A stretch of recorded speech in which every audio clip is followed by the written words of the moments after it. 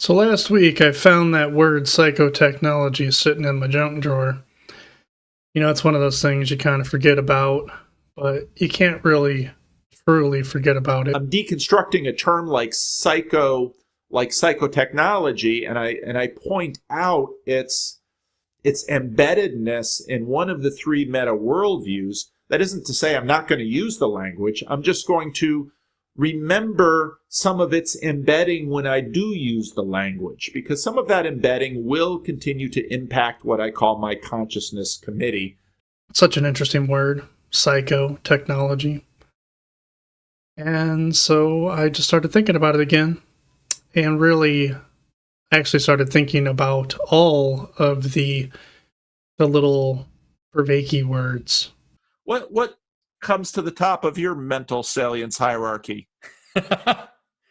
A radical transformation in your salience landscape, a radical transformation of, what it's like to be you.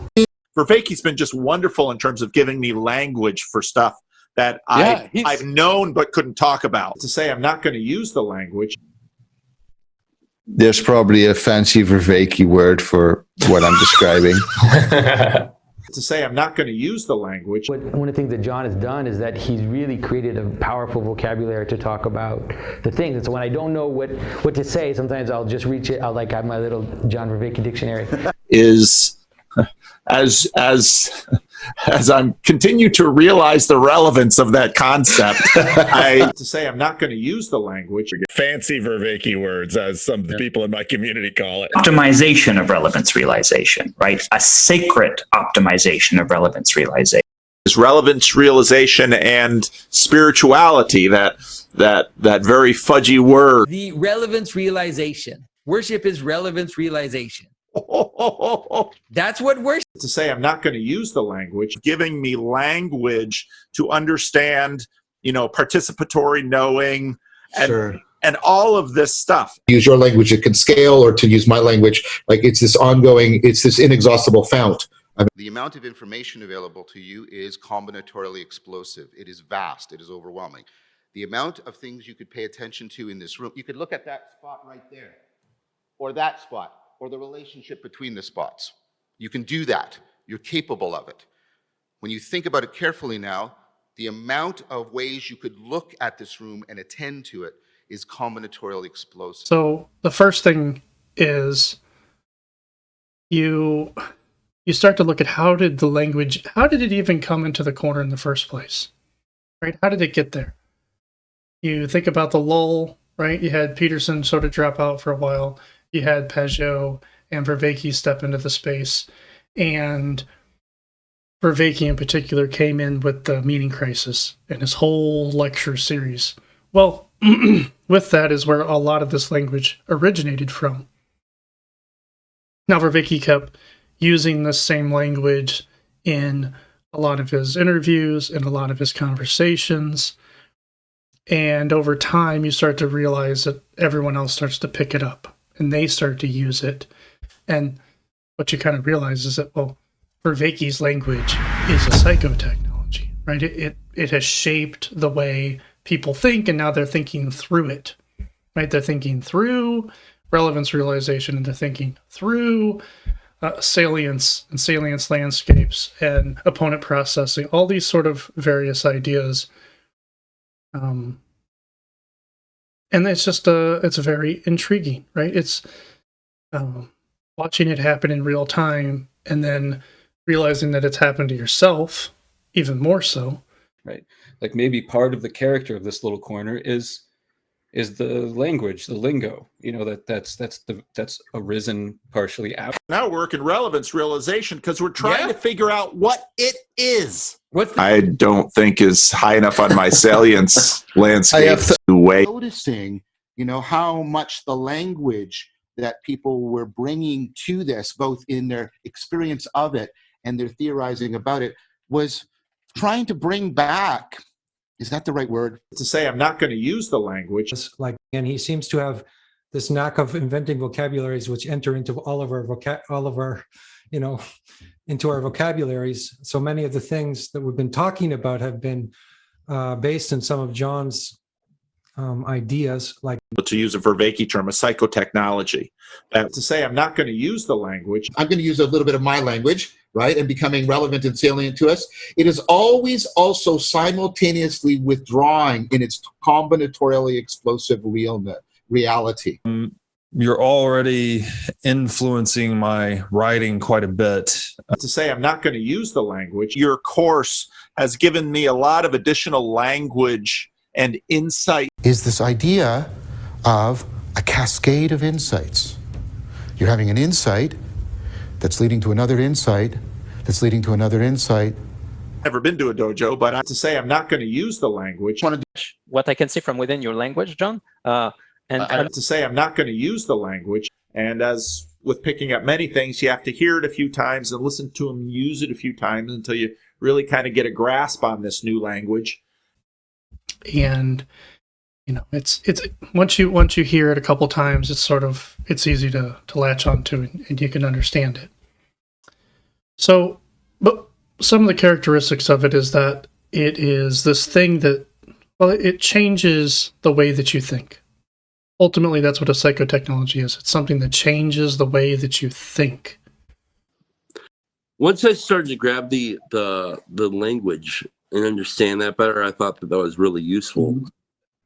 Well, to use my language, which they sometimes use, so I think that's fair. One of the really cool pieces of language that I picked up from John Vervaeke has been this phrase psychotechnology. The function of narrative is mind reading. I think narrative is something we learn as a psychotechnology that massively increases our ability for mind reading.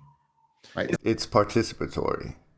Like, I've colonized the bejesus out of some pastor's head in Sacramento, and his stuff broadcasts out to how many different other minds and spreads all over the world. Attention to in this room. You could look at that spot right there, or that spot, or the relationship between the spots. What you end up creating is you sort of tap into the machinery of distributed cognition, and you get kind of a collective flow state that you see as a social engineering change. They start to develop widespread, larger trade networks. And obviously they're not just trading goods, they're trading information. Yes. And by creating that much more distributed cognition, distributed over different environmental contexts, that seems to have been the most powerful way in which human beings were able to start to adapt to these challenges. People today, they're liable to say that because they were given, through literacy, they were given a sort of standardized morphological taxonomy in their education. Mm-hmm.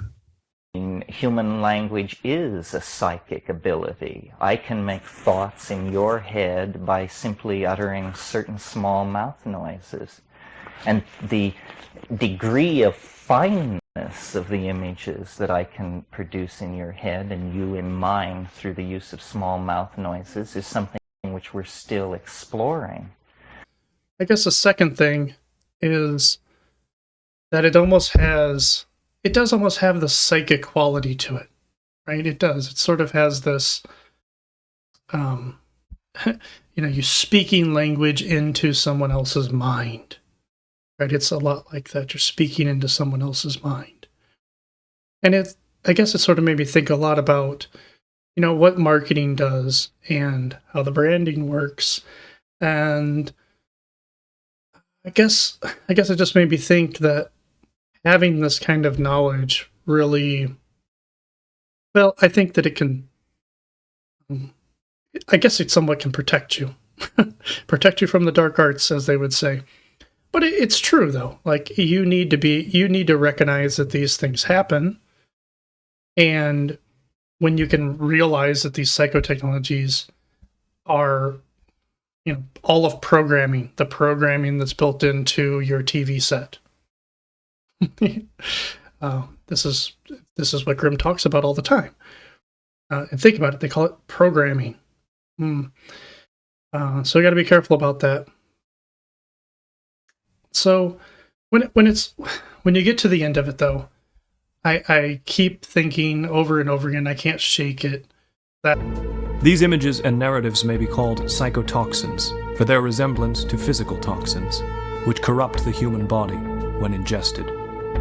This subtle programming which drives the labyrinth's construction and expansion spreads mimetically through the veins of culture like a virus, room for negotiation.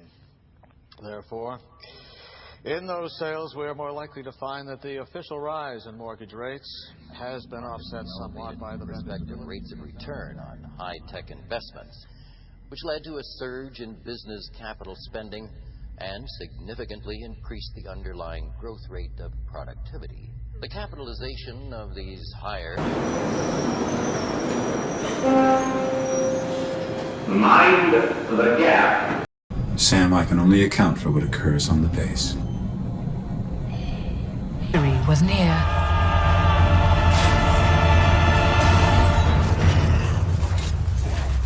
But the power of the ring could not be undone.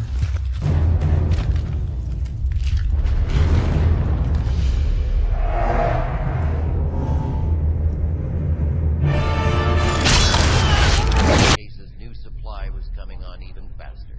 Overall, capacity in high-tech manufacturing industries rose nearly 50% last year. Continues skewed toward the economy's remaining on a path inconsistent with satisfactory economic performance. Crucial to the assessment of the outlook and the understanding of recent policy options is the role of the technological change in productivity and shaped near-term cyclical forces of long-term sustainability and productivity.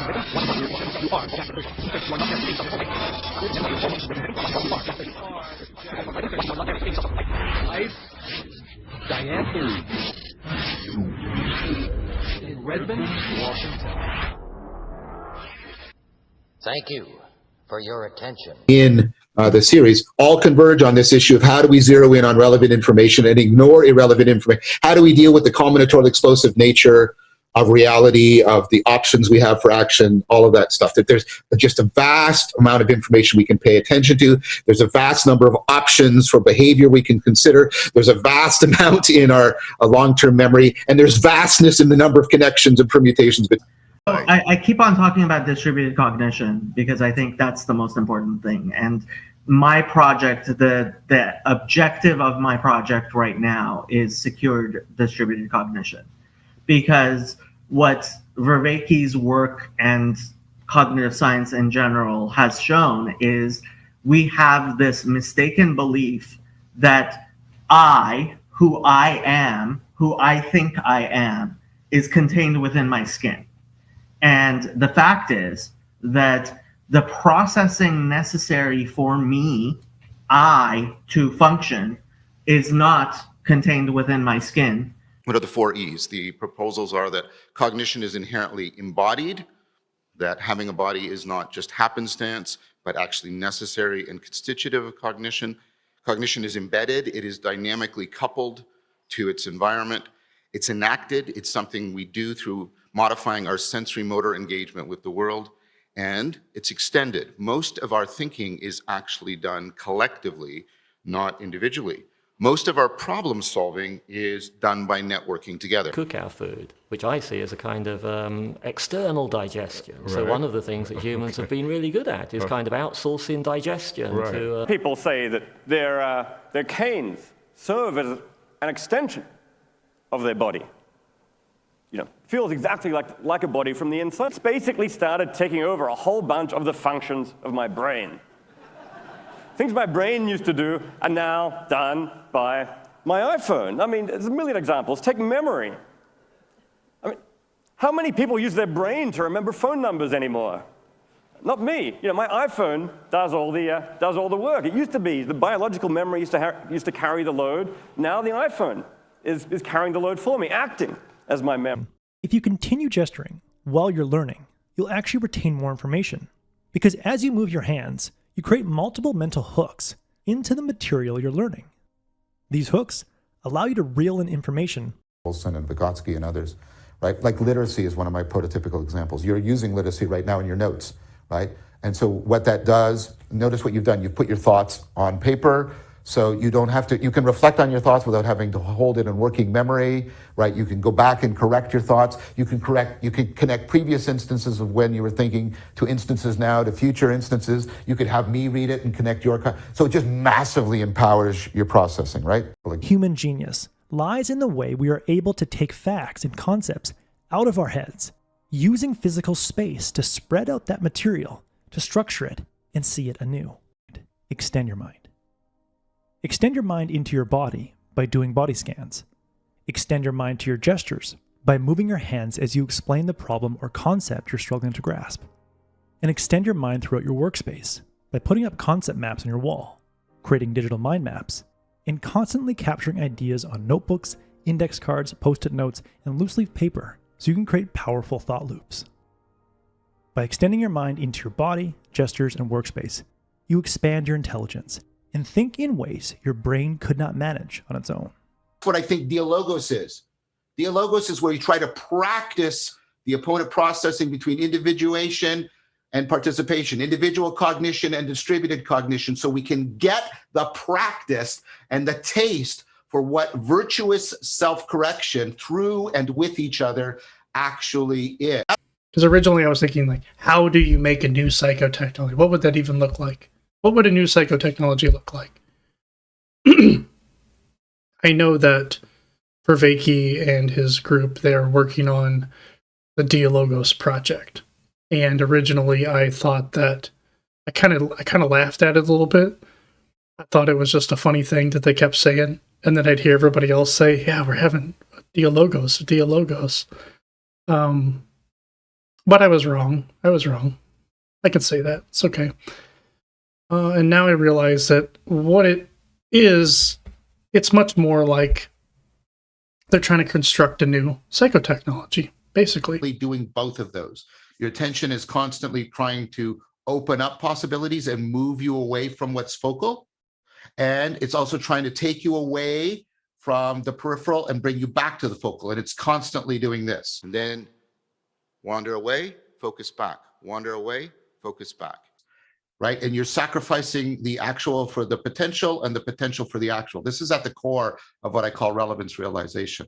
Attention to attention lately and relevance, because again, I'm through this process. I'm trying to figure out how my crazy head works. And thank you for your attention. Be sort of your own idiosyncratic psychodynamic indispensability. Whenever I get three, I can never remember the fourth, and it's always a different propositional, perspectival, procedural, participatory. Those are his four ways of knowing. If you go to my blog, Interface with the collective intelligence of distributed cognition. Sometimes you realize the way you've been framing something is making you pay attention to the wrong things, making you regard the wrong things as relevant. You may say something like, oh, I thought she was angry.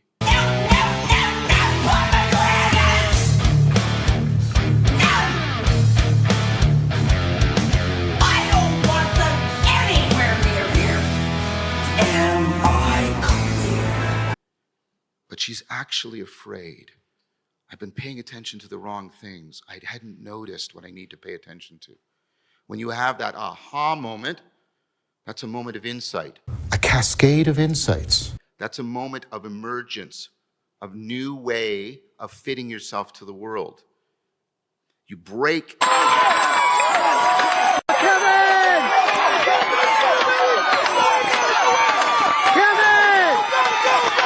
An inappropriate frame, you break it up. Oh, I shouldn't be looking at her this way.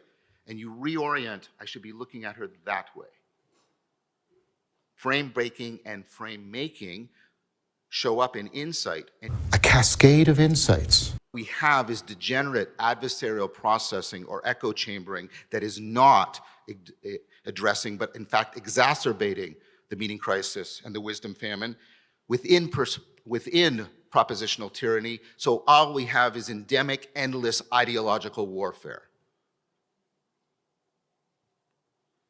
and the tsunami of bullshit that it generates. A group of people passing a basketball, and you're asked to count how many times the basketball is passed. And in the middle of the video, somebody in a gorilla costume comes out right into the middle of the video, does a little clowning around, and leaves. And most people who watch the video, who are trying to count the passes of the basketball, never see the gorilla. They don't see the gorilla. Now, that we agency is how we have to deal with hyperobjects. This is a notion drawn from Thomas Morton in his book, Hyperobject. Hyperobjects don't have a specific temporal spatial location. They're not like physical objects. And of course, we evolved individually to deal with physically manipulable objects. But when you deal with something like global warming, there isn't a place where you can point to where it is. It's everywhere and nowhere. It takes groups. John Vervaeke says, but I understand that if I put hyper in front of something or if I mispronounce it slightly, then people will take note and they'll think like, oh, that guy's smart. He needs to know what he's saying. Kind of hyper agent that can deal with hyper objects. An agent is any being that can detect the consequences of its behavior and modify that behavior in order to achieve its goals. Another way of putting it is that an agent is a problem solver. The right thing to pay attention to and the right things to be remembering right now. You zero in on the relevant information and you ignore most, overwhelmingly most of the irrelevant information. You frame your cognition and you pay attention only to what's within that frame and you ignore what's outside of that frame. It sounds paradoxical, but this is the case. You're intelligent because of your capacity to ignore so much information, which sounds counterintuitive, but this is in fact the central ability that is lacking right now as we attempt to get at artificial general intelligence, as we try to make artificial general intelligence. These are all trade-off relationships. If I'm holding it like this, I can't see it at a distance. If I'm holding it this, I can't. If I'm doing this, I can't hold it like this or see it close up. What you're constantly doing is you're trading between these opposing goals, because as you get one, you lose the other. Now pay attention to what I just said about attention. Attention is doing what's called opponent processing. You have one process that's working towards one goal, open up your awareness, open up your attention, an opposing process that's winnowing it down, and they are dynamically coupled together so they evolve your attention. As you do the opponent processing and trade off between all these options, you evolve your sensory motor until you get to the best fit for the problem at hand. Well, the fourth thing about all of this is that at the end of the day, it's really all just story. It really is.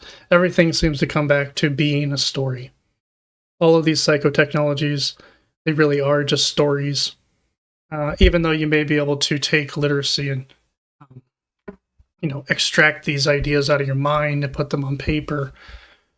But the most powerful piece about all of this is that it's a story.